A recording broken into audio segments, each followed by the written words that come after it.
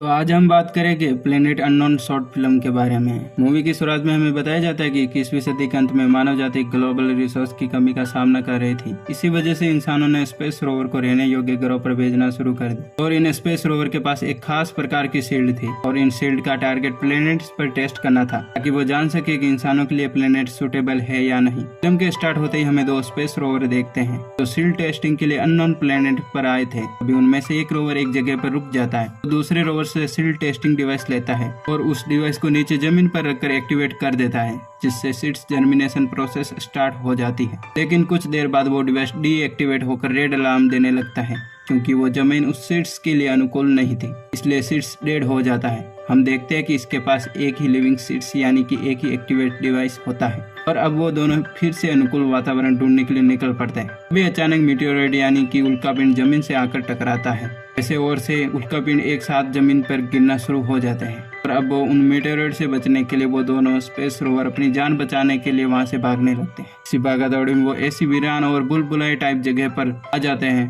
जब वो रोवर वहां से गुजरते हैं तो वहां मौजूद धुएं के कारण वो दोनों एक दूसरे से अलग हो जाते हैं और उनमें से एक येलो रोवर होता है वो वहां से बाहर निकल आता है। उसे ऐसा लगता है कि उसका साथी पीछे ही है, लेकिन ऐसा नहीं था, वो अंदर ही कहीं खो गया था और अब उसे ढूंढने के लिए येलो रोवर वापस अंदर चला जाता है। अभी उसी जमीन पर गिरा हुआ डिवाइस मिलता है जो उसके साथी के पास था। इस बात से उसे साथी का रोवर का चिंता होने लगती है, आखिरकार वो कहाँ गया। तभी वो एक खाई के पास पहुंच जाता है। उसे लगता है कि वो इसी खाई में गिर गया है और वो उसे बचाने के लिए खाई में चला जाता है। तभी हम दूसरी तरफ देखते हैं कि वो ब्लू रोवर सही सलामत वहां से बाहर निकल आया और अब उसे लगता है कि उसका साथी यानी कि येलो रोवर कहीं खो गया है, लेकिन ऐसा नहीं था। वो उसे ढूंढने के लिए खाई में चला गया था। तभी उसे येलो रोवर को आखिरी वाला डिवाइस दिखता है और उस सीड्स के टेस्टिंग डिवाइस का सीड्स के लिए अनुकूल वातावरण मिल गया था, यानी कि वो अननोन प्लैनेट्स मानव जाति के लिए सूटेबल है, वहाँ पर वो रह सकते हैं। तभी वहाँ अचानक फिर से उल्कापिंड गिरना शुरू हो जाते हैं। वो रोवर जल्दी से उस डिवाइस लेके भागने लगता है, लेकिन तभी उल्कापिंड आकर उसके सामने गिर जाता है, जिससे उसका बैलेंस बिगड़कर वो नीचे खाई में जाने लगता है। पर तभी वहाँ उसका साथी आ जाता है,